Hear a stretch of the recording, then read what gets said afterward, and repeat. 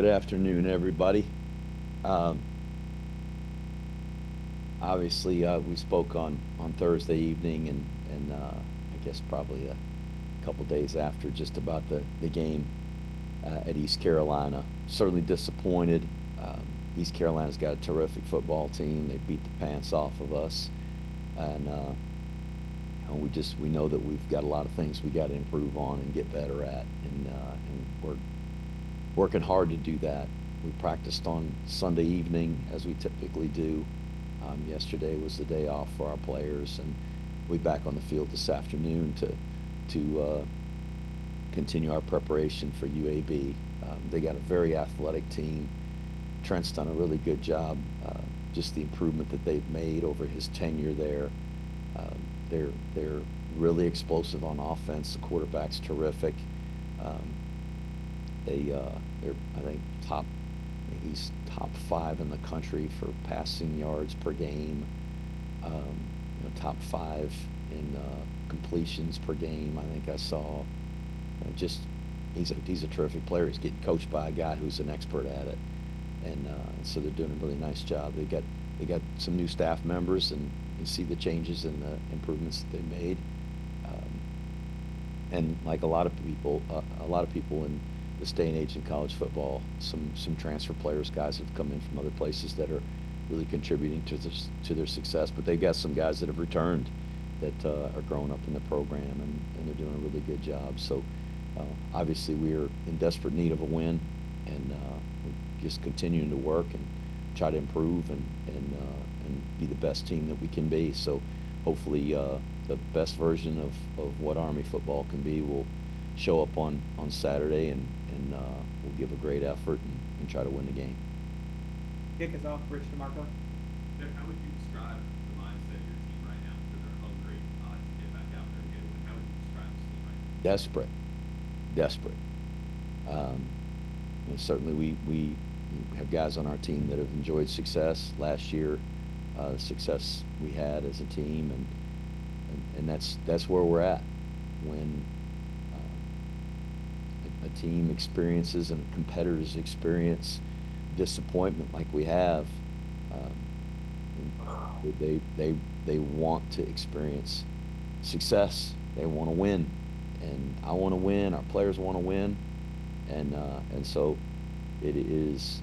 I say desperate. That doesn't mean it's a bad term. That it means you're fighting with everything you've got to try to accomplish the mission that you have.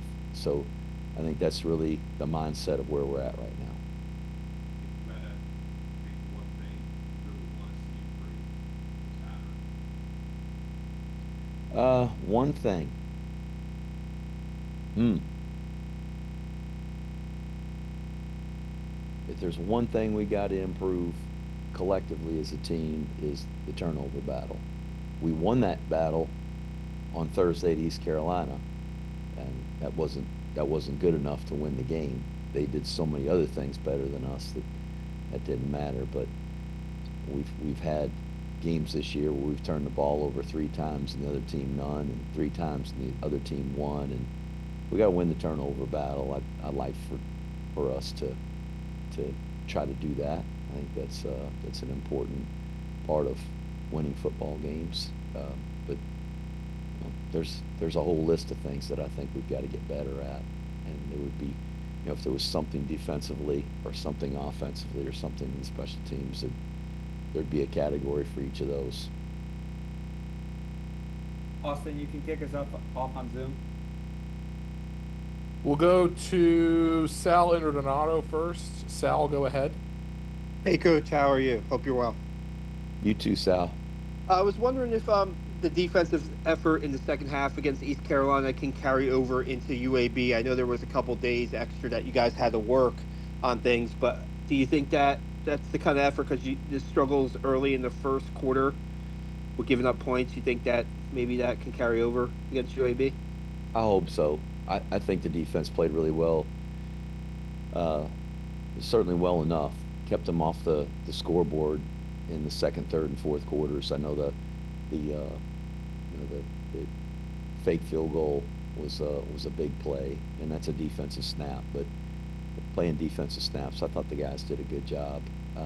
Just we started the last two games down 21-0. That's not a very good recipe for success.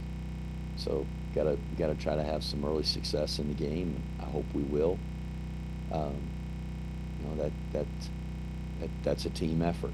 That's something we gotta do a good job of on offense and trying to start a little faster and defensively getting them off the field. So that I was proud of their effort. Like I said, for those 3 quarters, we gave up some big plays though throughout the game that we got to try to eliminate. But we kept them off the scoreboard, and that's the important thing. How much of the offense is maybe getting going? Is it fundamental? How would you assess the offense as far as getting it off to a faster start? How can you guys get off to a faster start? I know you want to, you don't want to turn the ball over, but is there anything else that you can look at and say, hey, we need to do this to get off to a stronger start on offense? I don't know. I think if I think back to the games that we've played, the last 2 games. North Texas, certainly, I thought we were moving the ball effectively. Turned the ball over, obviously. That the fumbles, stopped the drives. I think in the first half of that game, when we didn't turn the ball over, we had scored every time we had it. We just kept giving it to them. Last game, we had a 3-and-out to start the game. They went down and scored. They hit a big play, which set up their score, 7-0. We had a 3-and-out. We had the second down pass and went to Samari that skipped in there. That they looked at it on the replay, and it was 3rd and 5. We didn't convert. We punted to them. They hit a big pass play to answer that. Went up 14-0, and then the next drive, we dropped the passes there that we had open. We'd moved the ball down there and got it down in, at least in position. Converted a 4th down to get us there. So I think we were moving the ball, and then things change when it goes to 21-0. There's the ability to maybe defend us a little differently, and we're not built like that where we can just start zinging it around and throwing passes, and we're built a certain way. That doesn't mean we can't come back. That's proven against North Texas. We were down 21-0. We had a chance. We were in overtime with them. East Carolina was just really good. They were very physical, tremendously athletic, and very well coached. And they just did a great job of stopping us and keeping us from moving the ball. We got to block better and sustain blocks. That's the bottom line. A team that blocks well on offense is going to have a successful offense. Whether it's run blocking or pass protection or blocking on the perimeter, when an offense does that well, they're typically successful. And so we've got to do that more consistently, and hope that we have better success moving the football and scoring points. Thanks, Coach. Thanks, Sal. We'll go next to Joe Iacano. Joe, go ahead. Good afternoon, Coach Monken. You just mentioned kind of blocking, and I want to talk a little bit about first down production. Not in every game, maybe, but definitely against East Carolina, and in at least 1 or 2 other games that I can think of. First down production's been a bit of a struggle, putting Army's offense behind the chains, second and long. Obviously blocking's a big piece of that. Kind of a 2-part question, I guess. Anything else outside of blocking you guys can be doing differently on first down? And if not, if it truly is the blocking, which I know is a big part of it, would you, and this is, I think, tough for the average fan to pick up on, would you say it's just the offensive line, or blocking on the perimeter, blocking by the backs who don't have the ball? Could you kind of unpack some of the blocking struggles on first down a little bit? I don't know that it's unique to first down. Our down series success rate, that's tracking how many yards we gain on first, what do we gain on second, what do we gain on third. It's typically measured Um, Successful being, do you get half of what you need on that particular down? So a successful first down is gaining 5 yards on first down. If it's 2nd and 5, then gaining 2.5 is successful on second down. If it's 2nd and 10, and you gain 5 yards, then that's considered a success on that down. And our down series success rate, which was really good a year ago, is not this year. We're not having production consistently enough, and putting ourselves in 3rd and manageable, 4th and manageable, and that, that's been the struggle. And it's not unique to the offensive line. It's everybody. Everybody is. I'm not saying we're blocking bad. We're just not blocking as effectively as we need to, and moving people and sustaining blocks on the perimeter when the ball gets out there, and whatever it may be. That's got to improve and be more consistent. But our guys are tough and physical, and they play hard. Just, fundamentally, we got to do some things a little bit better. And kind of to follow up on that, on the option plays that you're running, how have the quarterback reads been? Well, they've had some good reads. They've done a good job of handling some stunts. They've had some missed reads. We mentioned one a week ago against North Texas when we pitched it on the ground. We pitched it off the read key. It was a triple option play where he was reading that guy, and that guy stepped up the field. He should have handed the ball off. When you don't hand the ball off, you should just follow the back on a misread, which is perfectly acceptable. Not ideal, but certainly better than what happened. And so that's not just happened to Kale. Dwayne's missed some reads too. It's part of option football. We like for those guys to be really clean on that and really good at that, and we're getting plenty of practice. But they're making more reads than they're missing. Just they've missed some. And final question for you, Coach: what has the team done really well so far that you'd like to see more of? They fought their ass off. They haven't quit. Not in one game. They've kept fighting and kept playing, and I've been proud of them for that. There's been guys that throughout the game all the way to the end have continued to play as hard as they can play and try to play physical, and even in the game on Thursday night, and they beat us handily. Our guys continued to play. Thanks, Coach. We'll go now to Ken Kreitzer. Ken, go ahead. Thanks, Austin. Good afternoon, Coach. Just maybe you could take us through the 4 games that UAB has played. They lost to Alabama State. They beat Alabama State. They lost to Navy. They beat Akron. And they lost to Tennessee, 15th in the country. What did you take away from those games watching the film? They're a good team. They're athletic. They're well coached. And they're playing really hard, and I think that Trent has acknowledged that.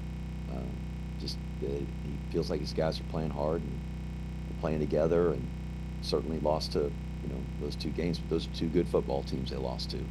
And in the Navy game, they were slugging it out. They were in the game, and in the 4th quarter, Navy got another score and kind of got up on them, but they were in that football game. And then the Tennessee game, that's a great football team. That's one of the best football teams in the country. And the halftime score was pretty strong in Tennessee's favor. But what was impressive is that UAB continued to play and scored some points in the second half. And as I said, they continued to play the entire duration of the game. And I heard Coach Dilfer talk about that, and it's true. So I think they got a good football team, and I think they're very well coached. And as I said at the beginning of the press conference, how much their team has improved over his tenure there, and he's done a really good job. So just looking at their offense, they pass for 320 yards a game, a rush for about 120. Jalen Kitna, as you said, has had a fine season, 108 of 150 completions, 8 touchdowns, 314 yards passing per game. What do you see in that offense? They seem to be a pass-oriented team. Well, obviously they're throwing the ball very effectively, and it's I think probably what they excel at, what they're best at. They've got a host of good receivers. The Hawkins kid's making a bunch of catches for them, and they've got a NFL quarterback that is an expert at what he does. He's coached quarterbacks and had a quarterback school for many years. He knows what he's doing. He's doing a really good job with their football team, with their offense. Um, they're tough to defend. They spread the field. They get the ball to different people. They can throw deep shots. They got a lot of great concepts, and they're difficult to defend. And they're good at home. They play well at home. Their home record, as you can see, it's you get the statistics. They play really well there. So a lot of challenges for us.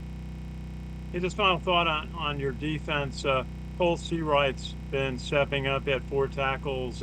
Obviously, Andon Thomas, 13 tackles. Caleb Fortner, 11 against East Carolina. But what are you saying to the defense? What would you like to see the defense do to play better early in the game, stop the opening drives from the opponent? Well, we got to eliminate big plays. That's one of the things that I think we really harp on. And it's one thing to say don't give up a big play. It's another thing to do the things fundamentally to execute so that we don't give up the big plays. We've got to tackle better, and that's something that in the last 2 games we've missed a lot of tackles, and we work really hard at it. We spend a lot of time in practice and individually working those tackling skills. I'd like to see that improve.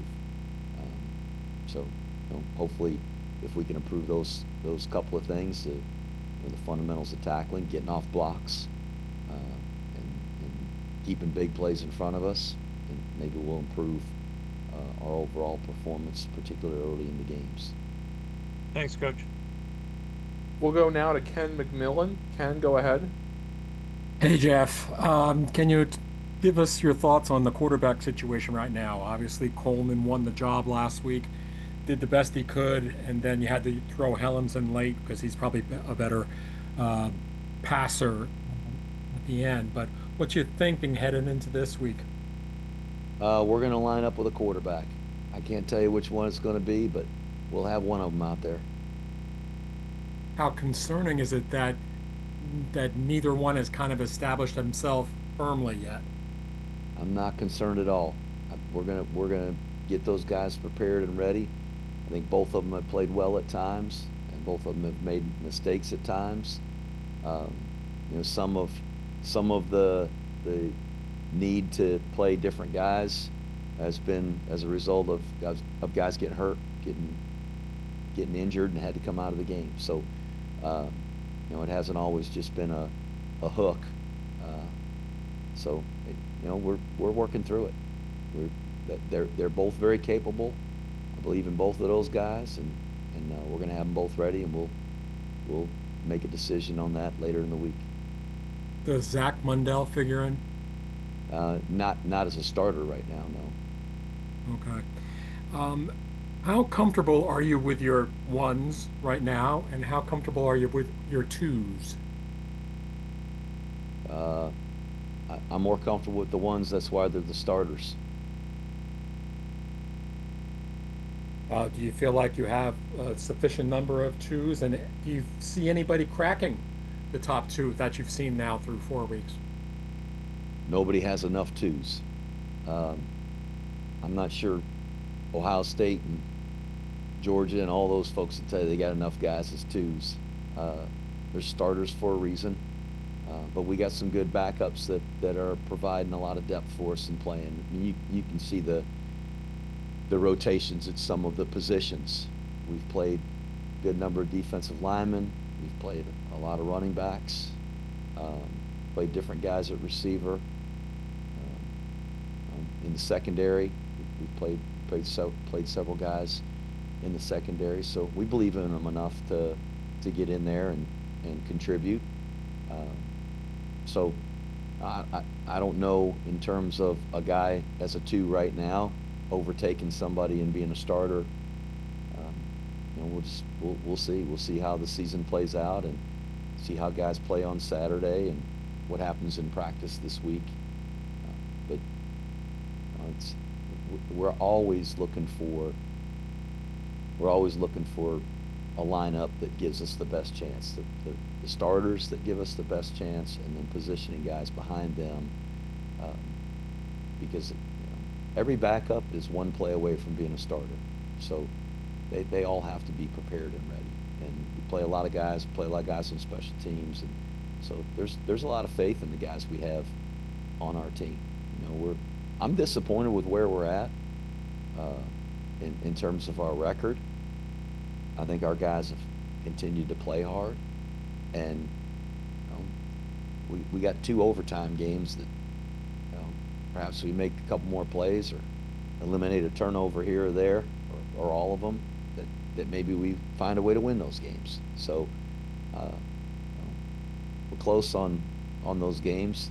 Not satisfied. I'm really mad about it, but all we can do is get prepared for this game, and hopefully we'll play better, play up to our abilities. We'll go now to JJ Pavlik. JJ, go ahead. Hey, Austin. Everything's already been asked, so I'm good. Perfect. Eric? We're all set. Thanks, everybody. Thank you.